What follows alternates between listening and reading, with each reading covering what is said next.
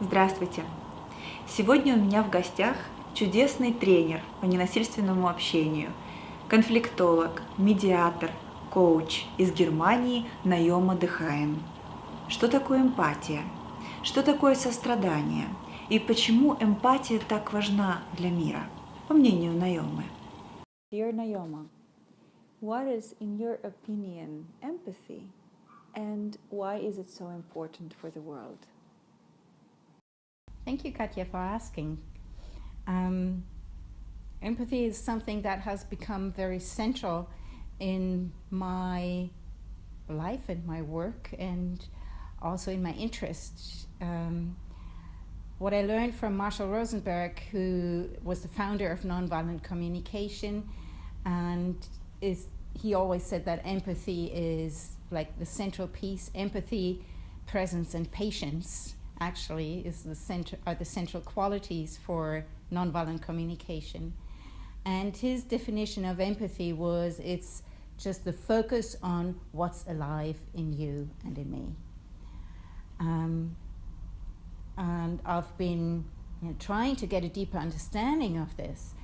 And I researched and I found the works of Paul Ekman, who is like a psychologist and scientist on empathy in the United States.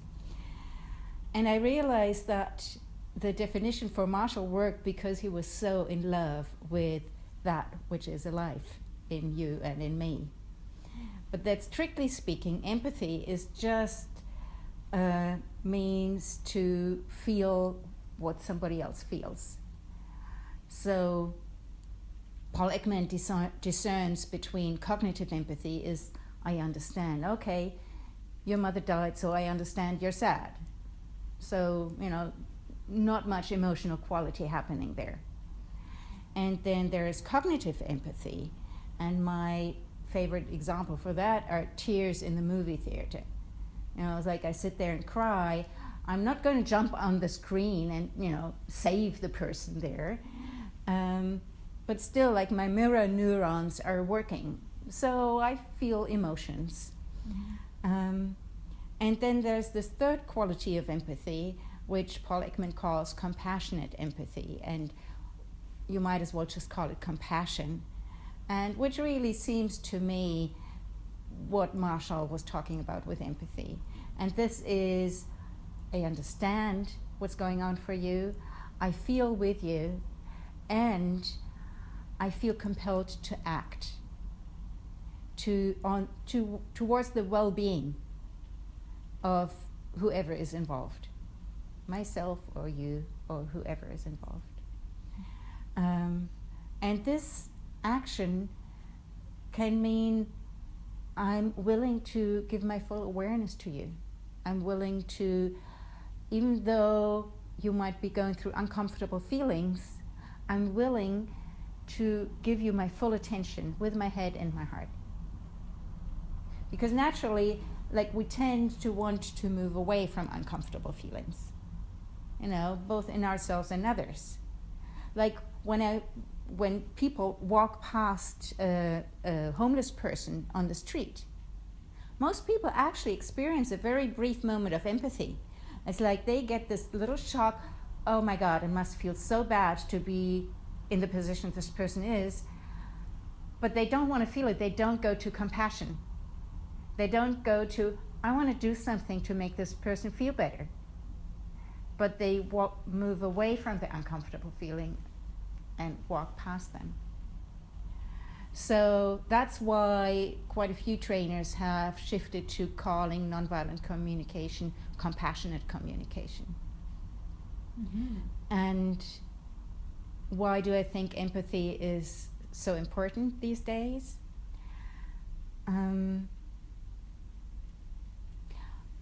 What I see happening is that in many societies these days, there seems to be a gap widening within the societies.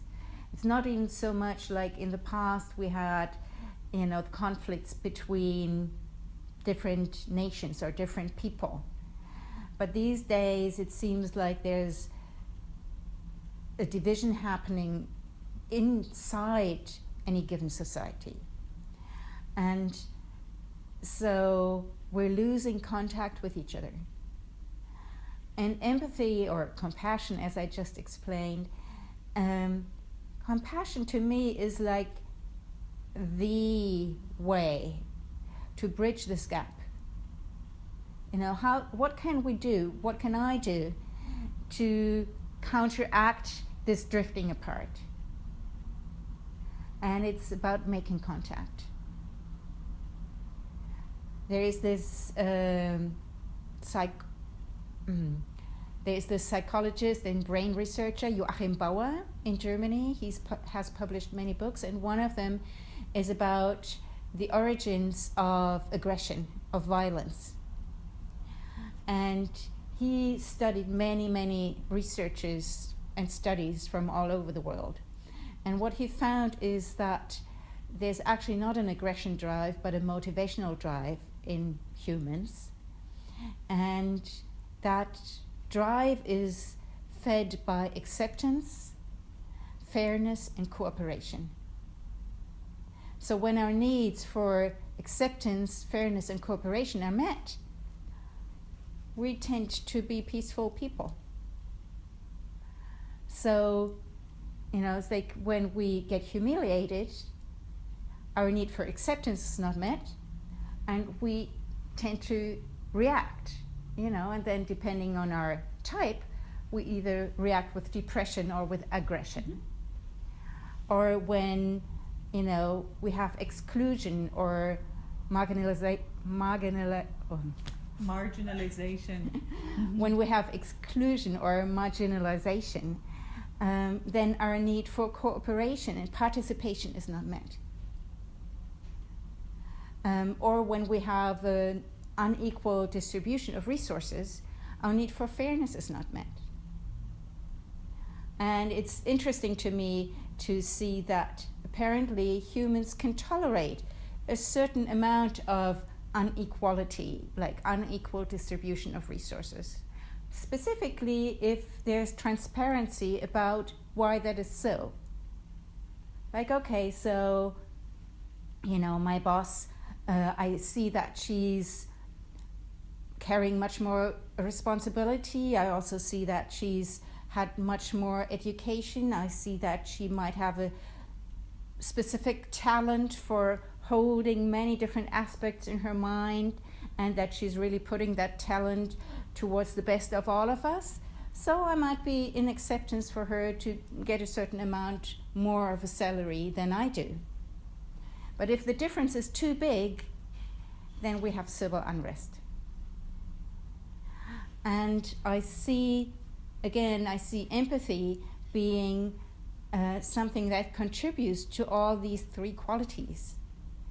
It's a way of getting to acceptance, because when I can understand, you know, it's like, what is driving me in behaving the way I behave, and what is driving you in the way that you behave, I can come to more acceptance of it. I might not agree with the way you behave, but I can understand, and I don't judge you as a human being. Mm-hmm. Even if I strongly disagree with the way that you try to meet your needs. And also, if I understand, you know, it's like where you're coming from, what your motivation is, we're more likely to cooperate in a good way. Mm-hmm. And I will have more trust that my needs are also going to be considered, which also leads to more fairness. Mm-hmm. Many people doubt it could be learned. Empathy, compassion, nonviolent communication. What is your experience about that?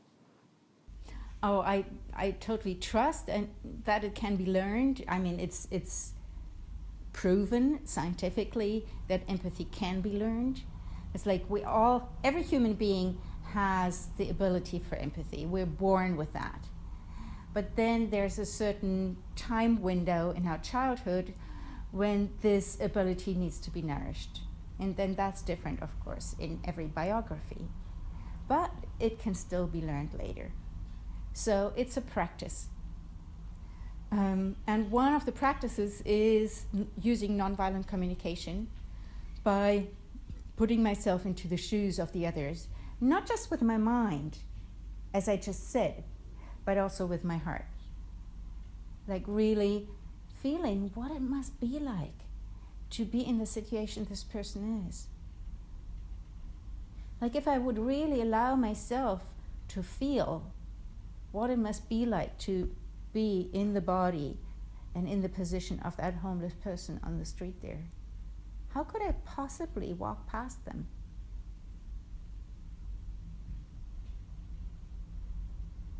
And, you know, do I always go there in my daily life? No. But I know that I have the option inside of me, and I'm taking a conscious choice. Usually we say it's easy to empathize with a homeless person. It's much more complicated to empathize with someone who has power, for example, like whatever, the president or some oligarchs or business people who have something on their bank account that would allow them to have a comfortable life, but still there are complicated destinies. Do you think it's important to learn empathy in order to not just be of help to someone who needs it, like in our society we have internally displaced people, we have many people below the line of poverty, but also with other people who have power, who have authority, but still have many problems and still might suffer?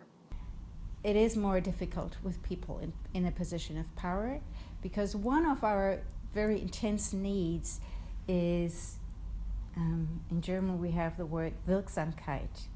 It's like to have an influence on any given situation. It's a basic human needs. You know, a little child that like takes a hammer and puts like a triangle in a triangular hole, you know, and gets some satisfaction of that is doing exactly that, you know, or throwing down a tower of bricks that they just built. You know, it's like, wow, I have an effect on my environment. Mm-hmm. So, and you know, it's like when around people of power, we might have the sense that we don't have an effect on our environment, and they have so much. So, you know, our need for cooperation and participation is not met there. And at the same time, see them as a human being. You know, it's like, I often hear, okay, so, but the state, the structure, the government.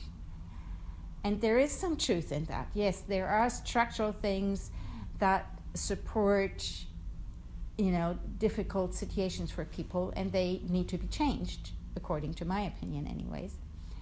But at the same time, any of these structures consists of people.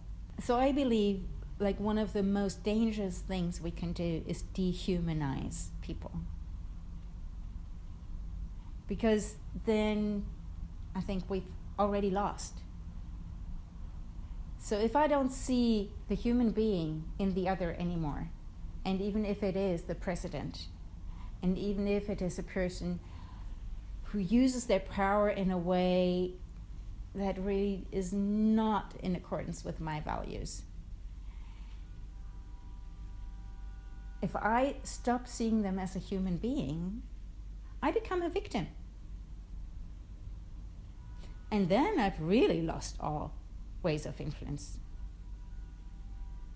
So I think that that's a perspective that just starting for myself is not very useful. And also for the collective is not very useful. So to me it's about holding the balance, like seeing them as a human being, and I see power as a strategy, using power as a strategy for, you know, it's like we all know these things like getting acceptance and, you know, being seen, being seen as somebody who matters. And there are very unfortunate strategies to meet these needs. So I think in order to close this societal gap more, it's really helpful for us to learn to listen to each other. And also to listen to people who come from a totally different way of life. Like, I was part of this experiment recently where we went with a small group of people, went out on the streets, and we had like signs and buttons saying free listening. Like, what's on your heart today? I'm willing to listen to you. How did it work out? And we went to a part of Berlin, in Berlin where I don't usually go. It's just because it's far away and, you know, not so much part of my daily routines. And there's a lot of Turkish people up there. There's a lot of people from all other countries there. And it almost feels like a different city. So first, you know, when I was about to go there, I felt a little uncomfortable. You know, it's like, okay, so I'm going to put myself out on the street, free listening. How's that going to be? You know, because I was in an environment that was not so familiar to me. But then when I actually did it, and I was stepping out with this attitude of empathy, I'm willing to listen to you empathically. Suddenly, I saw out of there not a lot of people that are different than me, but a lot of people that might have a story to tell. And it wasn't difficult at all. And I was actually starting to get really curious about them. So totally, just being there for 2 hours totally changed my attitude to that whole area. How interesting. How did it work out? How did it finish this experiment? Was it published? Are there any insights, outcomes from it? The original idea, as far as I understand it, came from some British people. And you can see it on the internet under urban, what's it called? Urban confessionals. And the initiative in Berlin was started by a few people from the Impulsagentur, and so it's published on their internet sites. And one insight that I took away from it was that there weren't actually that many people using it, so to speak, but I'd say about 80% of the people that walked past us smiled. And I could see them walking on, you know, it's like a lot of them, like, you know, a 2 or 3 or couple, smiling to each other and talking to each other about it. And I was just thinking, okay, so it made a little bit of difference. It planted a seed in so many people that walked past us and just saw this idea of free listening. And I think already that made quite a difference. Wonderful idea, and thank you very much for sharing this with us.